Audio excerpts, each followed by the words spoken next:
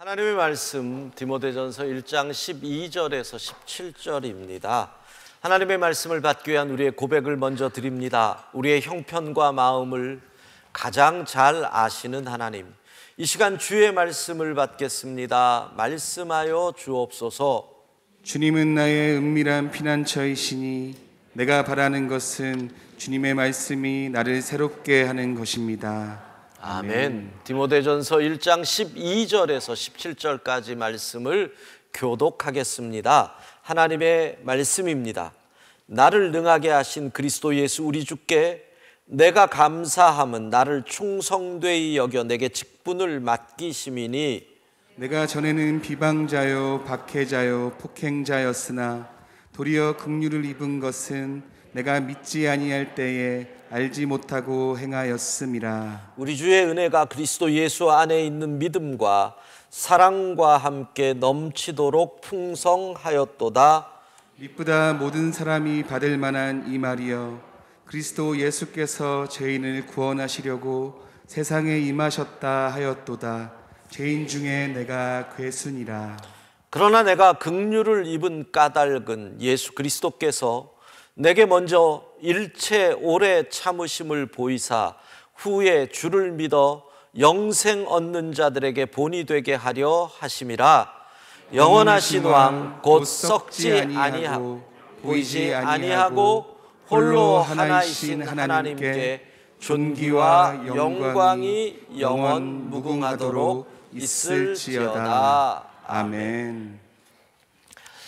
우리가 이번 주부터 볼 말씀이 디모데 전후서입니다. 다음 주 월요일부터 14일부터 사순절 30일 새벽기도회가 들어가면 디모데전서 1장 1절부터 볼 것이고, 사순절 6주 동안은 이 디모데 전후서의 전체 주제라 할 수 있는 선한 싸움과 연결되는 말씀들이 사순절의 말씀으로 주어질 겁니다.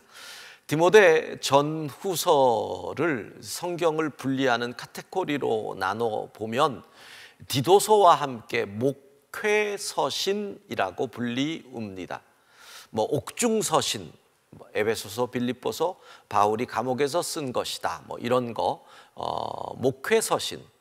디모데는 바울에게 있어서 영적인 아들, 어떤 면에서 후계자, 이런 사람이었습니다. 디모데전서 1장 3절에 보면 바울이 디모데에게 에베소에 남아서 목회를 하도록, 에베소 교회를 섬기도록 하였다라는 말씀이 나오지요. 젊은 목회자가 에베소라고 하는 엄청나게 큰 지역이 큰 거지 교회가 큰 건 아닙니다. 사이즈로. 그 교회를 책임졌을 때 스승의 입장에서 걱정이 많았을 겁니다. 혹시 말로 실수를 하는 것은 아닌지, 또 유대주의자들과 어떤 영지주의 이단과의 갈등 속에서 제대로 선택을 할 것인지, 여러 가지 구제에 관한 문제들은 어떻게 해야 할지, 이러한 목회의 일반에 관해서 목회는 이렇게 하는 거야, 일종의 목회 지침, 이런 내용들로 구성이 되어 있어서 디모데 전후서를 목회서신이라고 이야기합니다. 상당히 실제적인 이야기들이 많이 기록되어 있습니다.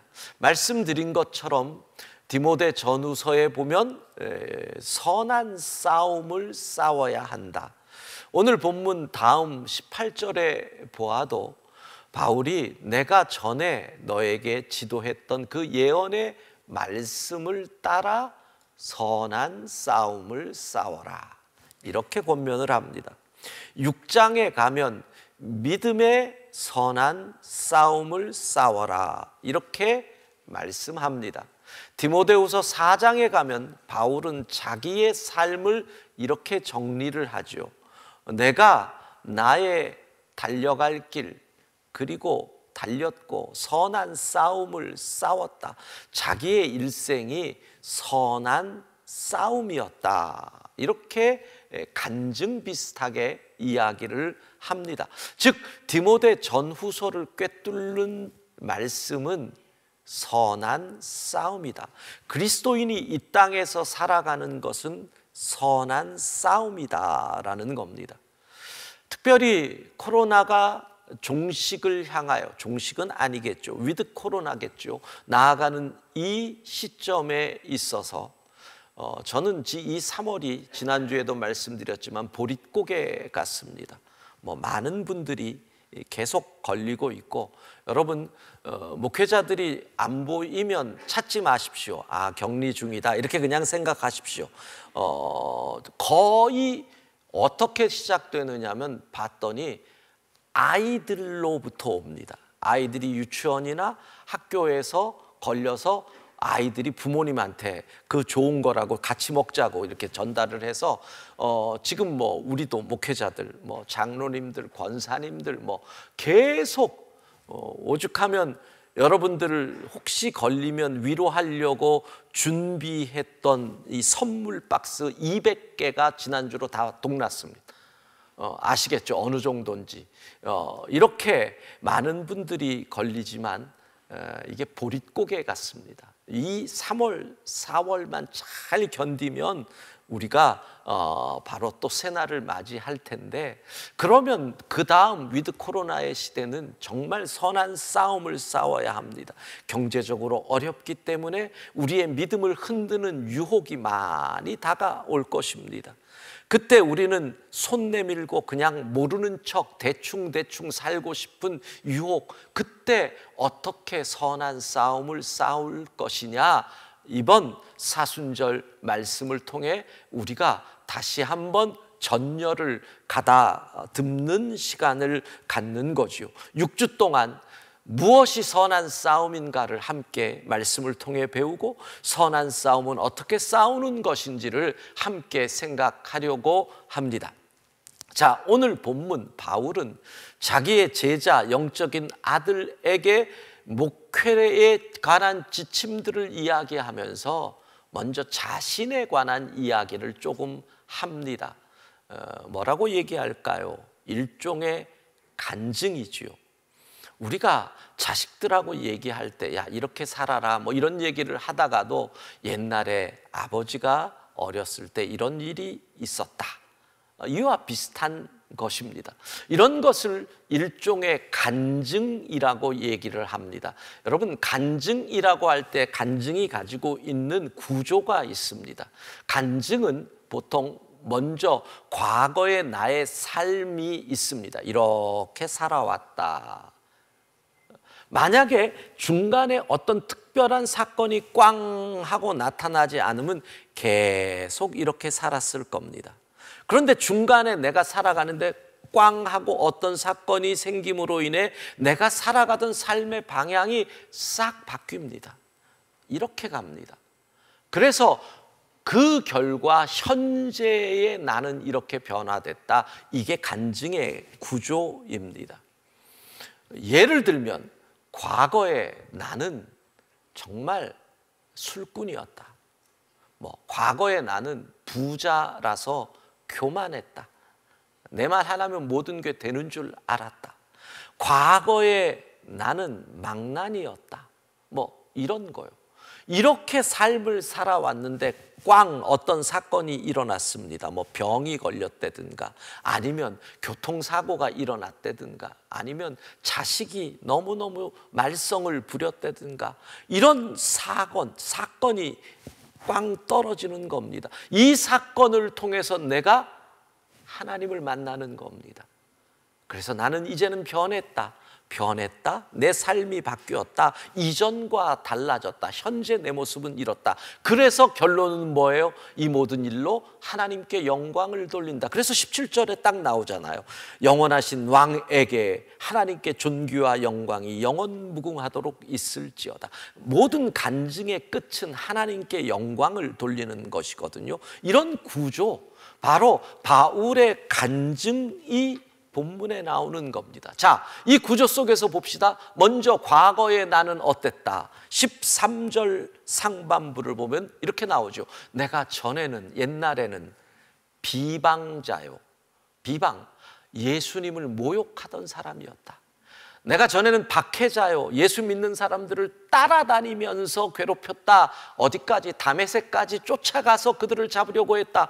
폭행자요, 내가 그들을 육체적으로 고통을 겪도록 실질적으로 괴롭혔다. 돌을 들어 스데반에게 던져 죽인 사람이 나였다. 자신이 과거에 어떤 사람이었다라는 것을 이야기하는 겁니다. 내가 돈 때문에 무척 교만했었어. 잘 나간다고 사람 우습게 여기고 살았어. 모든 가정이 평안하고 자식들 잘 되니까 나 하나님 필요 없다 그러고 살았었다. 내 전의 모습을 얘기합니다. 그 모습을 정리하면 한마디로 이렇게 되죠. 15절 같이 읽습니다. 미쁘다 모든 사람이 받을 만한 이 말이여, 그리스도 예수께서 죄인을 구원하시려고 세상에 임하셨다 하였도다. 죄인 중에 내가 괴수니라. 내가 과거의 삶을 보니 한마디로 죄인 중에 괴수다. 여기서 괴수라는 말을 원어로 보면 첫째라는 뜻입니다. 죄수를 1000만 명을 세워놨는데 1000만 명을 일렬로 쫙 줄 세워놨더니 죄수 중에 1번이 저였다. 가장 패역한 죄인, 그게 나다. 이렇게 얘기하는 겁니다. 그게 과거예요. 그런데 바울은 뭡니까? 현재의 나는 변했다는 겁니다. 내가 비방하던 예수님의 증인이 됐다. 내가 모욕하던 예수님을 전하는 자가 됐다. 완전히 나는 바뀌었다. 과거의 나와 현재의 나는 완전히 다르다. 이걸 얘기합니다. 여러분의 동창을 몇 개월 만에 몇 년 만에 만났습니다. 그랬는데 얘가 완전히 바뀐 겁니다. 몸무게가 한 10kg는 빠졌고요. 그리고 얼굴에 피부도 반짝반짝하고요. 너무너무 예뻐졌습니다. 그러면 다 묻습니다. 무슨 일이야? 뭐야? 어느 성형외과야? 다 묻습니다. 어떤 근거로 네가 바뀌었냐? 무엇이 너를 변하게 했느냐? 똑같은 질문을 하는 겁니다. 과거에 너는 죄인이었고 예수님을 핍박하던 자인데 현재의 너는 도리어 예수님을 전하는 자가 됐어. 어떻게 이렇게 180도 변할 수 있어? 무엇이야? 아까 말했죠. 이렇게 오던 사람에게 꽝 떨어지니 이렇게 가게 되었다. 이게 뭐냐? 이게 뭐냐? 이걸 묻는 겁니다. 그랬더니 바울이 이렇게 대답하죠. 16절입니다. 같이 읽습니다. 그러나 내가 긍휼을 입은 까닭은 예수 그리스도께서 내게 먼저 일체 오래 참으심을 보이사 후에 주를 믿어 영생 얻는 자들에게 본이 되게 하려 하심이라. 아멘. 이 죄인에게, 이 죄인 중에 괴수에게 주께서 긍휼을 베풀어 주셨다. 나를 불쌍히 여겨 주셨다. 어디까지?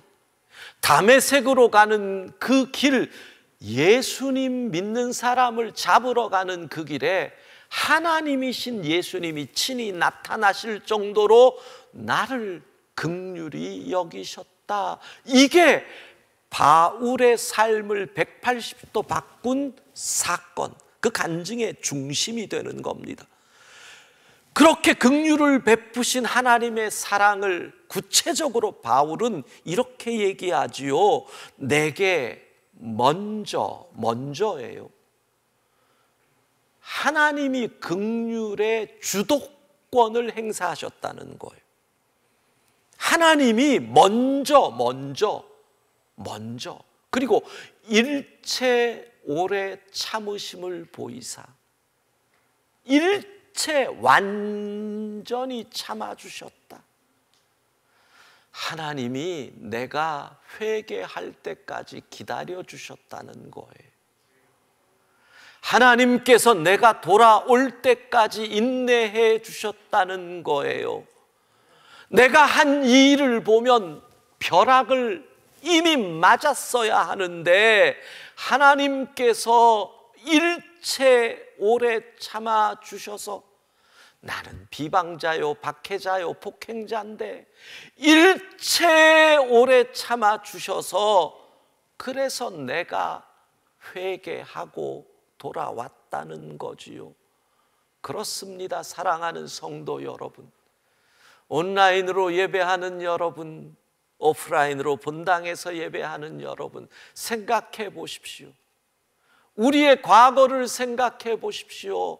하나님께서 오래 참아주셨습니다. 하나님께서 정말 내 성질 같았으면 내가 나를 봐도 벼락을 때리지요. 그런데 만군의 여호와께서 참아주셨습니다. 그렇게 인내하셨기에 우리가 오늘 하나님 앞에 예배자로 있는 줄로 믿습니다. 바울의 간증이요 곧 우리 모두의 간증이 되는 겁니다. 이 하나님의 일체 오래 참으심이라는 부분을 교부 크리소스톰은 이렇게 해석을 합니다. 내게 보이신 인내보다 더 큰 인내를 보이신 경우가 없었을 것이고, 하나님의 인내가 내게처럼 전적으로 필요했던 죄인도 없었다. 바울은 자기를 생각해 볼 때 나 같은 죄인을 위해 참아주신 인내, 그보다 더 큰 인내가 없을 정도로 하나님이 참아주셨다. 하나님이 내게 참아주신 인내는 정말 나 같은 유별난 사람에게 꼭 맞춤의 인내로 참아주셨다. 여러분, 바울만 그래요? 우리는 안 그래요? 하나님이 참아주셨기에, 심지어는 심판과 형벌까지 연기하시며 기다려주셨기에 우리가 그 긍휼을 입은 거지, 하나님의 인내가 없었다면 우리 모두는 이미 형벌을 받고 심판을 받았을 것인데, 주께서 참아주셨기에 우리가 믿음, 변화된 줄로 믿습니다. 그래서 이렇게 얘기하는 겁니다. 이렇게 변화된 성도는 선한 싸움을 싸울 수밖에 없다는 겁니다. 여러분, 우리는 예수님을 믿는다는 얘기는 이 땅에서 선한 싸움을 싸워야 한다는 뜻입니다. 싸움은요, 전쟁이라고 표현을 해볼까요? 전쟁에 있어서 가장 중요한 것은 물론 군사력 뭐 이런 거 중요하지요. 근데 그거보다 더 중요한 게 있습니다. 이번 러시아와 우크라이나의 전쟁에서 딱 드러나잖아요. 그것은 정당성입니다. 어떤 전쟁에 정당성이 있겠습니까? 많은 명분이라는 거죠. 그래서 20세기, 21세기는 전쟁을 앞두고 수많은 정당성을 만들어냅니다. 이게 프로파간다라 그러죠. 선전이죠. 끊임없이 선전을 합니다. 러시아가 우리가 이 전쟁에 정당성이 있다라고 내놓은 명분이 무엇입니까? 우리 땅을 보호하기 위해서 뭐 나토 뭐 이런 거, 거기다가 지금 우크라이나의 정권이 나치의 잔당이다라고 하는, 누가 들어도 말도 안 되는 명분을 가지고 나가니까 그 전쟁이 될 수가 없는 겁니다. 그러니까 전 세계가 말도 안 되는 국가들 몇 개 빼고 뭐 벨라루스, 시리아, 북한 이런 나라들 우리가 봐도 아이고 웃긴다, 이런 나라들 빼놓고는 정신 차린 나라들은 다 말도 안 된다. 정신없는 중국 기권 뭐 이런 정도죠. 이렇게 되는 겁니다. 왜? 명분이 없거든요. 명분 없는 전쟁은 먼저 국내에서 사람들의 지지를 못 얻습니다. 국내에서. 명분 없는 전쟁은 해외에 있는 사람들로 비난을 받게 합니다. 거기다가 전쟁터에 나가는 군인들의 사기를 떨어뜨립니다. 그러니까 군인들이 전쟁에 나가서 우리가 왜 여기 있는 거지?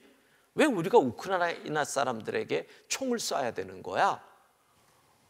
이 정당성을 주지를 못하면 군인도 사기를 잃어버리게 되니 그 전쟁이 어려워집니다. 그래서 21세기 특별히 이런 문명화된 시대에 있어서 전쟁에 있어서 가장 중요한 것은 정당성입니다. 우리의 싸움이 선한 싸움, 영적 전쟁이라는 것, 그 전쟁의, 그 싸움의 정당성은 어디에서 옵니까? 오늘 본문을 통해서 보면 나의 과거에 대한 처절한 반성과 회개에서 선한 싸움의 정당성을 발견하는 겁니다. 내가 전에는 비방자였다, 폭행자였다, 박해자였다, 내가 죄인 중에 괴수였다, 죄가 다스리는 세상에서 나도 모르게 죄의 세뇌가 되어 그렇게 죄를 저질렀다. 그러니 이 죄와 싸울 수밖에 없다. 내가 죄인이었음을 아니까 선한 싸움을 싸울 수밖에 없는 이유가 나오는 거예요. 이 죄가 더 이상 세상을 다스리게 할 수 없다는 거지요. 우리의 싸움이 선한 싸움이 되는 이유는 죄가 다스리는 세상에서 죄와 싸우는 것.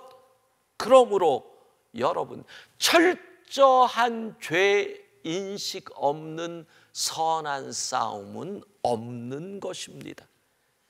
죄가 무엇인지 모르는데, 죄에 대한 회개가 없는데 어떻게 선한 싸움을 할 수 있을까요? 악이 무엇인지 모르는데 어떻게 선한 싸움을 할 수 있겠습니까? 우리 그리스도인들이 이 땅에서 선한 싸움을 할 수밖에 없는 이유가 이겁니다. 내가 전에는 죄인이었습니다. 러시아는 왜 우크라이나를 침략했을까요? 많은 이유들을 봅니다. 지난 주간에도 뉴스 보고 자료 찾아보고 러시아 우크라이나의 나토 가입부터 시작해가지고 심지어는 푸틴이 정신적 문제가 있다, 황제 증후군, 오만 증후군에 빠져 있다. 그러니까 이 독재라고 하는 것은 참 위험하다라는 생각을 합니다. 중국이 그나마 시스템이 돌아갔는데 시진핑이 10년이라고 하는 것을 넘어가면서부터 중국도 1인 독재가 될 때 여러분 생각해 보십시오. 10년이 넘어가면서 70이 넘어가고 80이 되어가는 연세 드신 분들에 대한 폄훼가 아닙니다. 70, 80이 넘어가면서 육체의 연약함은 노화로 당연히 나오고 뇌나 이런 부분들도 젊을 때하고는 조금은 다르지요. 그렇기 때문에 판단력에 문제가 생길 수 있는데 절대 권력을 갖고 있습니다. 그러니까 그 판단 속에서 어떤 일이 일어날지를 모르는 게 바로 러시아고, 중국이 앞으로 대만과의 관계에서 어떤 일이 일어날지 모르는 거지요. 바로 일당 독재가 가지고 있는 최악의 상황을 우리는 지금 바로 보는 겁니다. 그런데 저는 목사의 입장에서, 성경적 관점에서 왜 러시아가 우크라이나를 침략했을까를 생각을 해봅니다. 푸틴과 전쟁을 일으킨 많은 러시아의 올드 세대들은 향수가 있습니다. 어떤 향수? 소련 시대의 향수. 전 세계를 미국과 함께 지배해 가던 소비에트 유니온, 가장 넓은 땅덩어리와 가장 큰 힘을 가지고 세계를 좌지우지했던 그 시절에 대한 향수가 있다는 겁니다. 그런데 문제는 무엇입니까? 그 시절에 그들이 얼마나 전 세계에 죄악을 행했는지. 인권이 없었습니다. 자유가 없었습니다.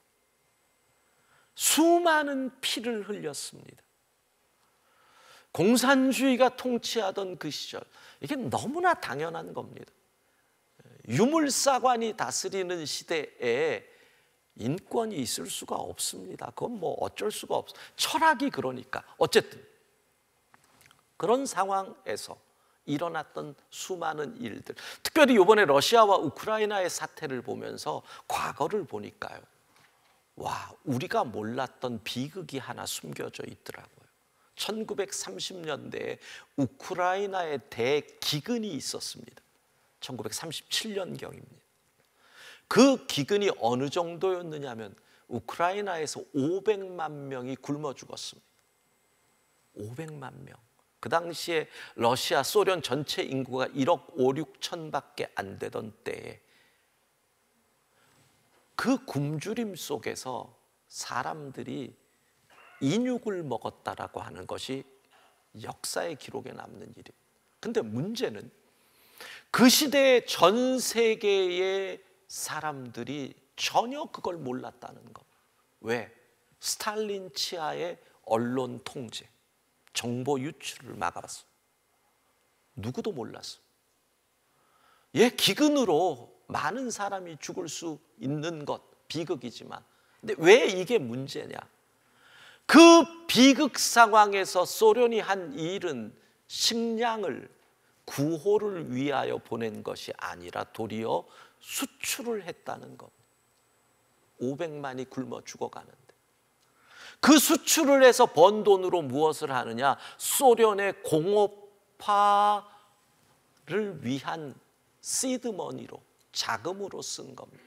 그리고 소련은 그 돈으로 엄청난 공업화를 이루고 소위 말하는 세계적인 나라, 힘을 가진 나라로 가는 그 공업 산업화 혁명을 이끌어 갑니다. 여러분, 이 피해 값은 어디서 받나요? 인권도 없습니다. 자유도 없습니다. 이렇게 수많은 사람들이 죽었는데 그 시대의 죄에 대한 회개는 없고 그저 과거에 우리는, 내가 전에는 세계를 떵떵거렸어. 일본도 똑같잖아요, 여러분.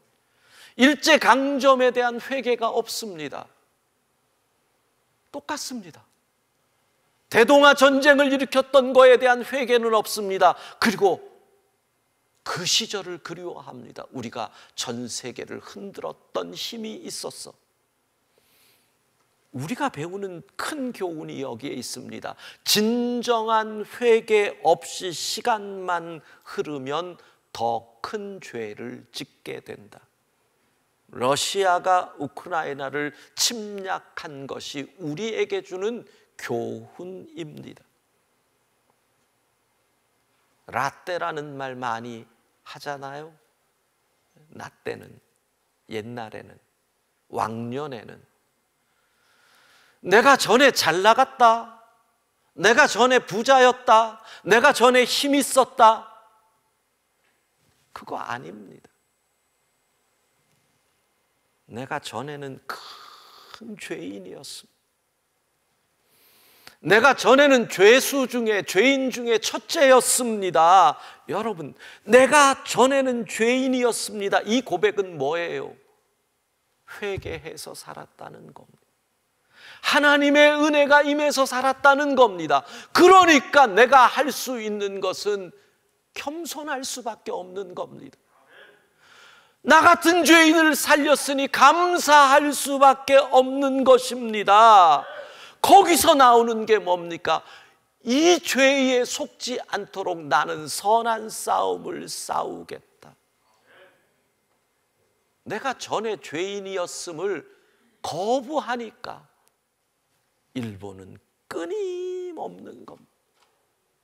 내가 전에 죄인이었음을 알아야 회개한 사람이 나고 하나님의 은혜로 구원받은 게 나는 겸손할 수밖에 없고 감사할 수밖에 없고, 그리고 뭐예요? 선한 싸움을 싸울 수밖에 없는 그리스도인임을 깨닫게 되는 겁니다. 우리는 이 세상을 변화시키는 선한 싸움을 싸우는 그리스도인인 줄로 믿습니다. 그 출발이 이겁니다. 내가 전에는 죄인이었습니다. 하나님의 은혜로 변했습니다.